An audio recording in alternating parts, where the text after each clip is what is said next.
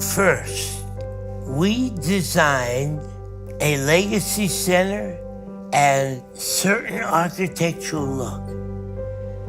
This past year, when we came face to face with the finality of that in June of 2016, we discarded it. Totally. Now, that took a lot of spiritual fortitude to discard several years of work and almost start all over again until we got what we saw in the vision.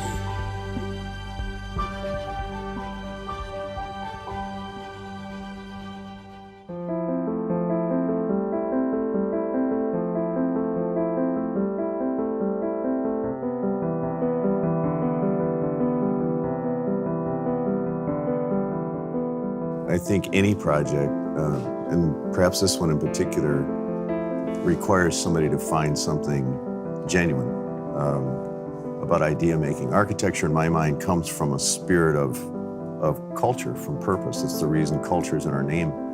Our work was worldwide. We've worked, we work in Asia, we work in Latin America, we work in certainly throughout the United States. It's not so much the geography, it's the attitude that the kind of work we do in trying to seek true, authentic storylines behind which concepts for architecture are produced. That's the attractiveness, I think, to this firm. When we draw a line, we draw it with a purpose.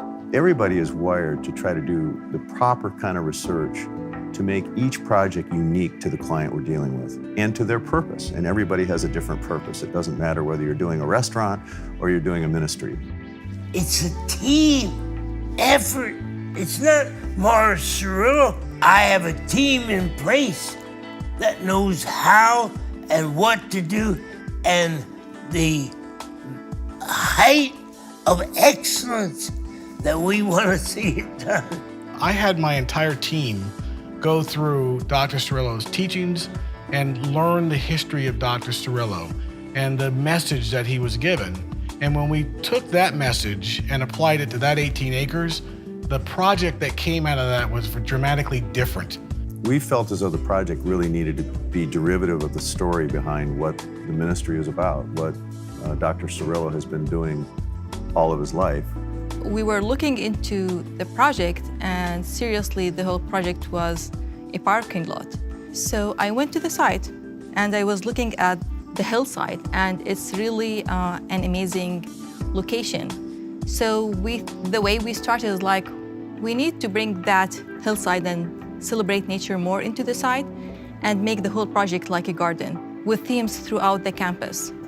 And we were looking into some inspirations, starting with the Garden of Eden or the Mount of Olives. So that was kind of like the main driver when we started to rethink about the project. The main emphasis of the project is that it's going to be, as it is in its name, it's going to be a legacy project. It has to last 50, 100 years.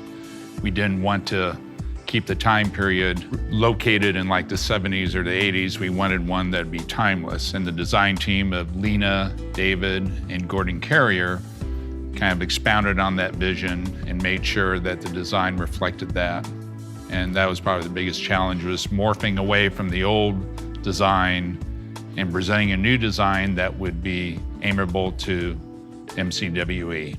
It is important for the architect and for the designers to be in constant communication with the client to understand all the aspects and all the visions that they have.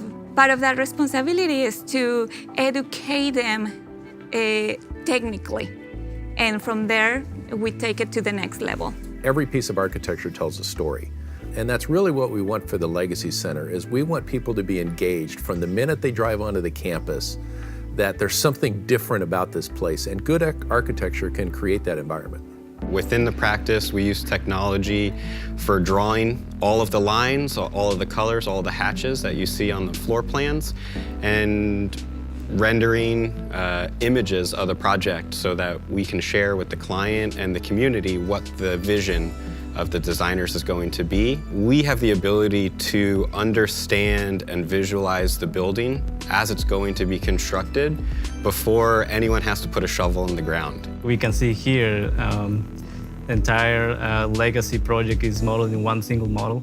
We work with the engineers so they could give us enough information and then compile it and put it into a model. We can accommodate the visions of the design team in really rather complex ways. So the designers aren't limited to building things that they know they can build. We can really allow them to challenge and explore their ideas. And then my role is to figure out how to use our technology to make that buildable, to make that constructible, to bring it in on budget and on time. Before they were ever allowed to even touch the project, they had to spend time to get to know Dr. Cerullo and his history. So as a result of that, they personalized this project at a pretty high level. The other part of it is that between our team of engineers and architects and our construction team, we have 22 countries represented working on this project. While we were reading into the MC book, we found an article that was actually just written in Arabic in the book, and it just grabbed my eye as like, oh wow, there's an Arabic article in this book. And when I read them in Arabic, it just clicked in my mind as like, oh wow, that's a great message to bring to the people. Peace, love, and forgiveness. It's just great energy, synergy, working with amongst the various different personalities. And that too is an art in and of itself. And so with that and taking the impression and the vision that Morris and Teresa and applying that in all elements and aspects of this project has led to really a lot of enthusiasm, I think, certainly within myself. And I can't wait to see this world-class facility manifest itself into reality. We believe the people who visit this project, who will be from many, many countries, each of them is going to find something that each of these team members provided to this project, and they're going to find it and they're going to recognize it, and it's what's going to make the project the internationally accepted project we think it's going to be. The architecture at Legacy Center needs to speak to people on many different levels. It needs to be able to speak to a visitor who's a casual Christian or maybe even an atheist who's being dragged there by a relative, because that does happen. The architecture needs to be able to deal with people on all of those levels, no matter where they're coming from, what their background is, what their faith background is. The architecture needs to be able to create an environment where they are engaged. It's been a great ride, and I'm thrilled to be a part of this project. I'm thrilled that it's going to happen in San Diego, because I think it's going to be an asset to San Diego it currently doesn't have, and something recognized for the value it's given to the world. We're excited about what's about to happen. The technology is here. The capability is here. Build me a legacy center that will take the ministry that I have given to you and never let it die.